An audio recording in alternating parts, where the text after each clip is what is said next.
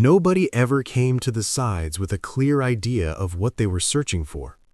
We have always been told she was the most beautiful woman in history, but new DNA analysis and forensic reconstruction suggest a terrifying alternative. The last pharaoh might not have been a beauty queen at all. Instead, she may have been a genetic time bomb. The DNA of Cleopatra has finally been analyzed, and what it revealed is absolutely terrifying. It seems that her greatest battle was not against the Roman Empire, but against her own biology.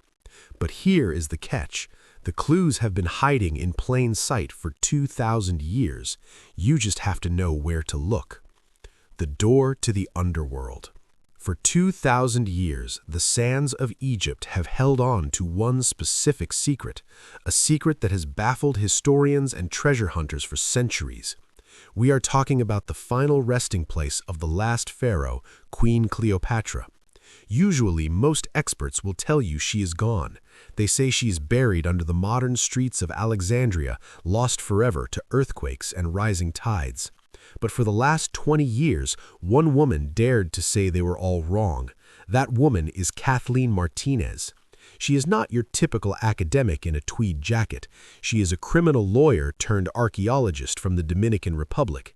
And she did not approach this like a history lesson. She approached it like a cold case investigation. She treated Cleopatra's disappearance like a crime scene that needed to be deciphered. While everyone was looking left, Martinez looked right. Her profile of the suspect led her 30 miles west of Alexandria to a forgotten, crumbling temple called Taposiris Magna. And in 2022, the ground beneath her feet finally revealed a massive anomaly. Martinez and her team smashed through the limestone and found something that simply should not exist, a tunnel. But not just any tunnel. This thing is a shocking replica of a legendary design. It is carved through solid bedrock, stretching over 4,300 feet. That is nearly a mile long. It is 6 feet high, submerged in mud and water, and it heads straight out toward the Mediterranean Sea. Architects are calling it a geometric miracle. It is an engineering masterpiece that matches the legendary ancient Greek tunnel of Eupolinus. But here is the million-dollar question. Why? Why go to this extreme? Why tunnel 40 feet underground into unstable, dangerous rock? You do not build a mile-long aqueduct for a minor site. This implies massive importance. The discovery of a sunken port off the coast suggests this was not just a remote temple, it was a hub. And Martinez believes this tunnel leads to the end of the line. Martinez's theory is terrifyingly simple. Cleopatra was not just hiding from death, she was hiding from Rome. She was hiding from the humiliation of being paraded in chains. She wanted to be buried with her lover, Mark Antony. She wanted to be immortalized as the living embodiment of the goddess Isis. And to do that, she needed a tomb that could never, ever be defiled. She buried herself where she thought no one would ever look. Kathleen Martinez may have found the front door to that sanctuary. And while we have not found the queen yet, the evidence we have uncovered points to a dark truth. What they found inside the mouths of the dead changed everything. The Court of the Dead. Inside the complex, the team made another discovery that sent shivers down their spines. Buried in 16 rock-cut tombs were mummies. But these were not ordinary burials. When the archaeologists peered into the crumbling faces of the dead, they saw something glittering in the darkness. Gold. Inside their mouths, where their tongues should have been, were amulets made of gold foil. The ancient Egyptians believed that to survive the afterlife, you had to speak to Osiris, the lord of the underworld. You had to plead your case. A golden tongue gives the power to speak to a god. It grants what is called golden eloquence. But here is the catch. Why are they here? Why at this specific temple? Martinez believes these were not just random aristocrats. They were Cleopatra's people, her inner circle, her quarters. They were buried here, equipped with the magic to speak to Osiris, perhaps to announce the arrival of their queen. Think about what that means. We are not just digging through a graveyard. We are standing in a royal reception hall. We are in her necropolis. And if the courtiers are here waiting for their queen, then the door is about to open. Despite Martinez's discovery, she is inches away from the queen's DNA. But while we wait for her to break the final seal, we already have a key to Cleopatra's genetic code. Or at least we thought we did. To see Cleopatra's face, we do not need to wait for the tunnel. We just need to look at the bones of the sister she eliminated. The skeleton in the closet was actually a royal princess, hunted to the end. To understand the dead found at Taposiris Magna, we first have to understand the ruthlessness of the woman they served. History remembers Cleopatra as the seductress, but her family tree was more like a shark tank, and her biggest threat was not a Roman general, it was her own little sister, Arsinoe IV. This was a relationship defined by pure toxic ambition. When Cleopatra was exiled, it was Arsinoe who took the throne. When Julius Caesar arrived in Egypt, it was Arsinoe who led the army against him. She was a warrior princess who actually managed to trap Caesar in the palace. But history is written by the victors. Arsinoe was eventually captured, dragged to Rome, and forced to march in chains. The Roman crowds actually wept for her, a teenage girl in shackles. That sympathy saved her life, and she was exiled to the Temple of Artemis in Ephesus, in modern-day Turkey. She thought she was safe. She thought the holy ground would protect her. She was wrong. In 41 BCE, Cleopatra persuaded Mark Antony to do the unthinkable. He sent assassins to the temple steps. They dragged Arsinoe out and ended her life. It was a scandal that rocked the ancient world. But for us, 2,000 years later, it provided a location. We knew exactly where the crime occurred. For centuries, we thought Arsinoe was lost to history, until the 1900s, when archaeologists in Ephesus found a unique tomb known as the Octagon. Inside was a skeleton. The bones belonged to a young person. If their theory was correct, this might just be the remains of Arsinoe IV. The timeline fits. The location fits. The age fits. If this was Arsinoe, we had Cleopatra's genetic code. We could finally answer the questions about her ethnicity, her health, and her lineage. We had the map to the queen's biology. But science has a way of ruining a good story. Initial DNA tests failed due to contamination. The bones had been handled too many times. But recently, in a 2025 study, advanced analysis finally gave us an answer. The results were not just shocking, they were biologically impossible. The boy in the tomb. For years, the skeleton in Ephesus was our only mirror to Cleopatra's face. Scholars looked at those bones and saw a queen's sister. They saw African heritage.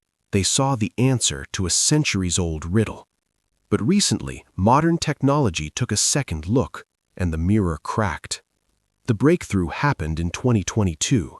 A team from the University of Vienna, led by anthropologist Gerrit Verber, finally located the long-lost skull in the university archives. It had been sitting there unnoticed for decades. This was the game changer. They did not just look at it, they saw through it. Using micro-CT scans, they created a high-resolution digital map of the bone structure, and they drilled into it. Petrous temporal bone. This is the densest part of the skull, a biological safe that preserves DNA even when the rest of the skeleton has turned to dust. In January 2025, the results were published in scientific reports, and they revealed a medical horror story. The skeleton is not Arsinoe. It is not a 20-year-old woman. It is not an African princess. The DNA proved the presence of a Y chromosome.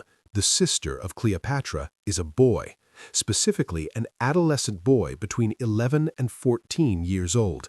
And get this, he was not just young, he was suffering. The scans revealed severe developmental disorders. His jaw was stunted, his skull was asymmetrical and twisted. The analysis suggests he suffered from something like Treacher-Collins syndrome or severe rickets. This was not a healthy royal rival. This was a child with a face that had been misshapen by genetic tragedy. Even more shocking was that his DNA tells us he was not from Egypt. His genetic markers trace back to Italy or Sardinia. This opens up a darker, more confusing mystery. We thought we were looking at the victim of a political assassination. Instead, we are looking at a tragedy of a different kind. The octagon turned out to be a heroon, a tomb built for a hero, a semi-divine figure. Why was a deformed, sickly Italian boy buried in one of the most prestigious tombs in the ancient world? Was he a scapegoat, a sacrifice, or was he a hidden royal child of Roman and Ptolemaic blood, whose existence was so shameful or so dangerous that he had to be buried with honors but far away from home? Whatever the answer is, it turns out that the scientific proof of Cleopatra's African lineage in this specific tomb was an illusion caused by bad science and wishful thinking. So, where does that leave us? We are back to the historical record, and the record tells us that Cleopatra was the product of the Ptolemaic dynasty, and if you want to know what she really looked like, you do not need to find her body. You just need to look. At the terrifying family tree she climbed to get to the throne, her family tree did not branch out. It went in circles, breeding monsters. The boy in Ephesus might have been a secret, but in Alexandria, the genetic nightmare was not a secret. It was a royal policy characterized by what is called pedigree collapse. In a normal family tree, the branches expand upward. You have 2 parents, 4 grandparents, 8 great-grandparents. The further back you go, the more ancestors you have. It is a funnel opening up to the world. But Cleopatra's family tree did not expand. It collapsed in on itself. The Ptolemies were a Greek dynasty ruling Egypt. They wanted to keep their power absolute and their bloodline pure. So they adopted the ancient pharaonic custom of close kin marriage. They did not just marry cousins, they married siblings. Historians believe Cleopatra's own parents, Ptolemy XII and Cleopatra V, were likely full siblings. Even her grandparents may have most likely been uncle and niece, or even brother and sister. This family was obviously a closed loop. Geneticists estimate that Cleopatra was born with a coefficient of inbreeding estimated at over 45%. To put that in perspective, the child of 2 first cousins has about a 6% coefficient. In many royal dynasties like the Habsburgs of Spain, this level of inbreeding led to severe deformities and madness. For example, consider Charles II of Spain. Historians call him the Bewitched. He was the end of the Habsburg line, a dynasty that practiced the same kind of intermarriage as the Ptolemies. Charles was a medical tragedy. He could not speak until he was 4. He could not walk until he was 8. His jaw was so deformed that his top and bottom teeth could not touch. He literally could not chew his food. He swallowed everything whole. When he died at age 38, the autopsy report stated that his body did not contain a single drop of blood. His head was full of water, and his heart was the size of a peppercorn. His coefficient of inbreeding was around 25%. Cleopatra's was nearly double that. So why does this happen? The science comes down to something called homozygosity. Normally, your DNA is a conversation between your mother and father. One covers the flaws of the other.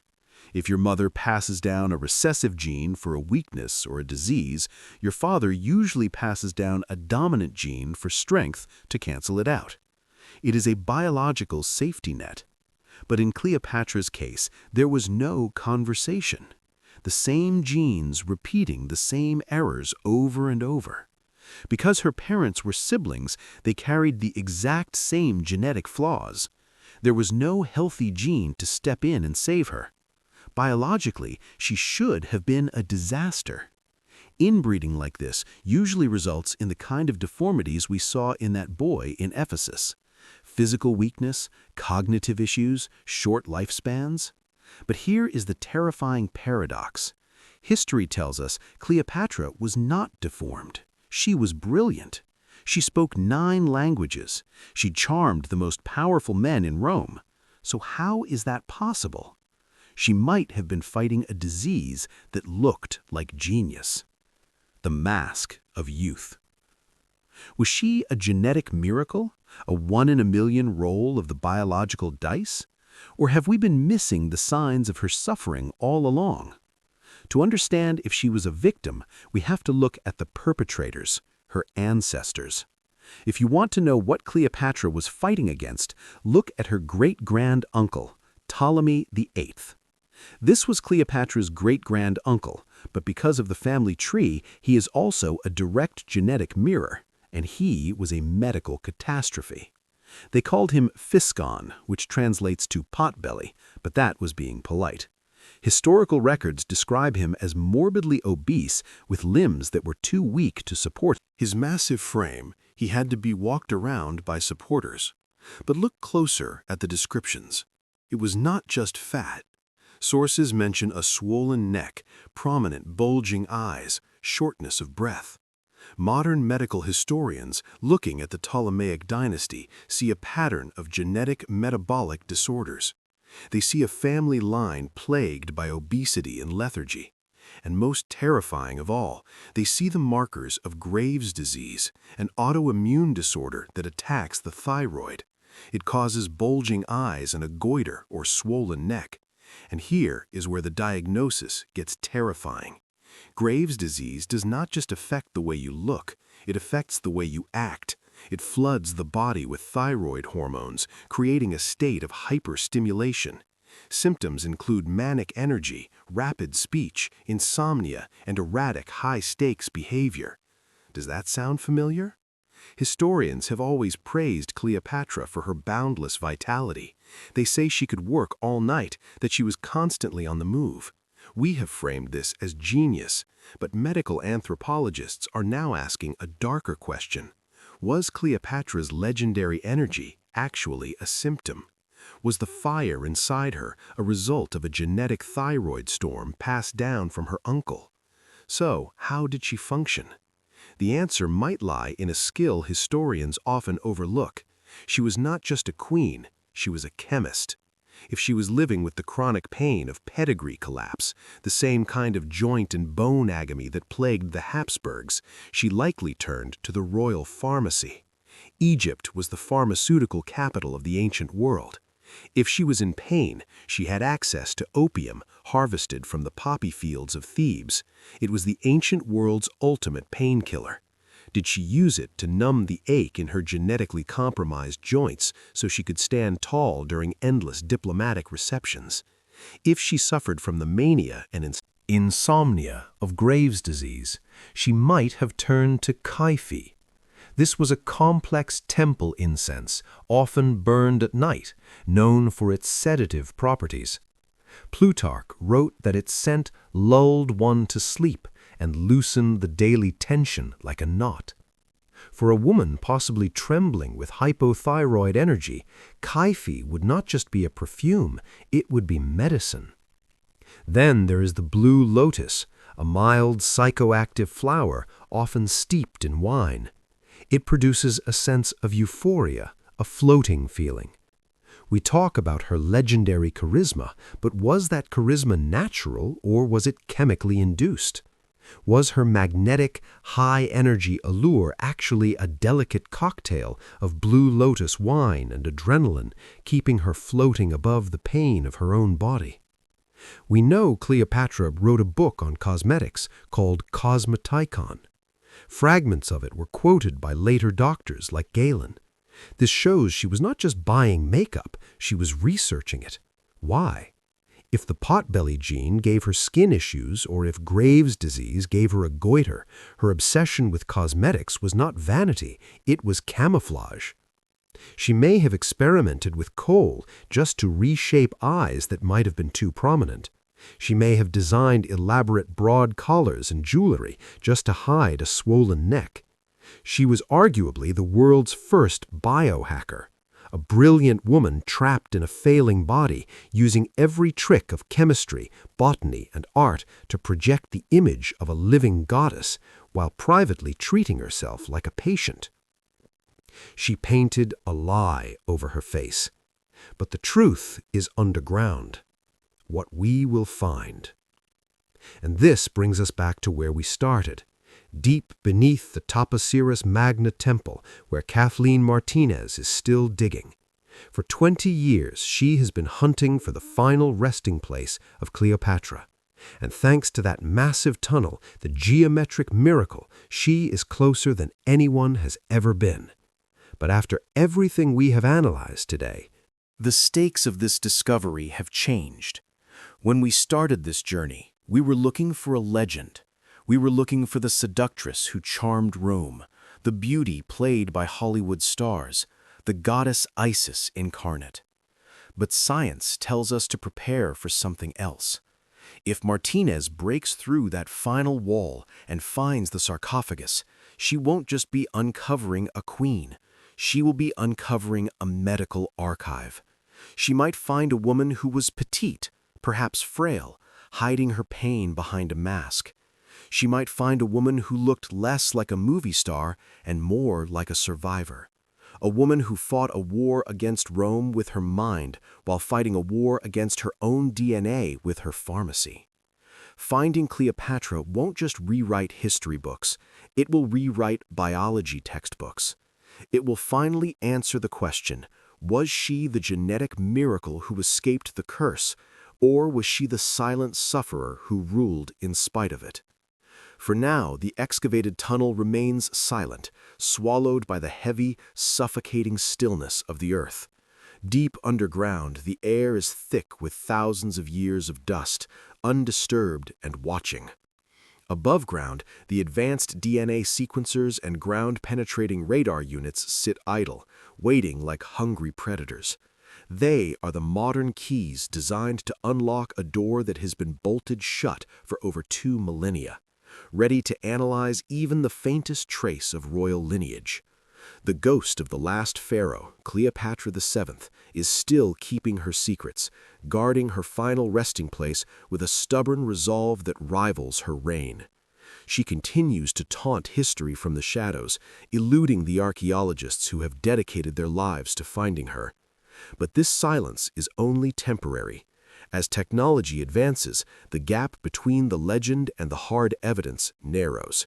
We must prepare ourselves, because the truth we are chasing might not be the romantic tragedy we expect. The reality of Cleopatra is far more complex and far more terrifying than the silver screen myth we fell in love with. We aren't just looking for a beautiful queen.